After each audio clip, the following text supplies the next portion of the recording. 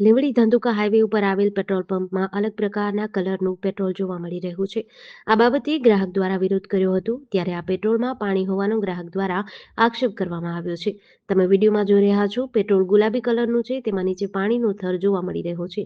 તેમજ petrol પંપનું machine પણ ખુલ્લું જોવા મળી રહ્યું છે। આ બાબતે પેટ્રોલ પંપના માલિક સાથે વાત કરતા જણાવ્યું કે ગરમીના કારણે બેલ્ટ ચોંટી જવાના કારણે આ મશીન ખુલ્લું રાખવામાં આવ્યું છે।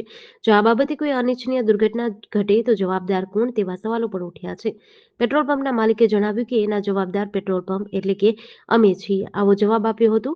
જરા પેટ્રોલ પંપમાં પેટ્રોલમાં ગેરરીતિ થતી હોય જેવું ગ્રાહક દ્વારા જણાવ્યું હતું। ત્યારે ધંધુકા રોડ ઉપર આવેલ પેટ્રોલ પંપ હાલ વિવાદમાં સપડાયો હોય તેવું લાગી રહ્યું છે। મેં પેટ્રોલ નખાયું હતું સેટના દિવસે 300 રૂપિયાનું, પણ પછી ગાડી હાલતી જ નથી। પછી આ બાજુમાં ગેરેજ છે, ત્યાં કણે આવીને મેં જોવરાયું તો પાણી નીકળ્યું પેટ્રોલમાં। ક્યાં છે એ પાણી વાળો બાટલો? આ રહ્યો બાટલો, આ હાજરમાં જ છે, 2 બાટલા। તમારું નામ શું? મારું નામ પરમાર ઈશ્વરભાઈ દિવેશભાઈ।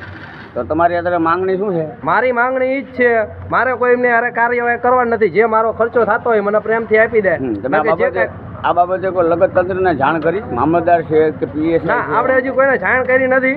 મેં જે સાહેબ છે એના પેટ્રોલ પંપ વાળા ભાઈ, એમની યારે કાલ વાત કરી હતી કે તમારે જે મને પ્રેમથી ખર્ચો થાય આપી દો મારો, બીજું મારે કાંઈ કાંઈ લેવાનું થતું નથી। તમારા ખર્ચા બીજાની ગાડી બગડે નું હું? પણ મારા ખર્ચા આપા માણસોને ખબર પડવી જોઈએ ને, હું તો કહું જ છું માણસોને ખબર પડવી જોઈએ ને। હું તો તમને કહું છું કે આ પાણી આમાં આવે તો તમે સમજો, તો આ નખાવીને હું શું કહું। GDC ન્યૂઝ સાથે કલ્પેશ વાઢેર, સુરેન્દ્રનગર।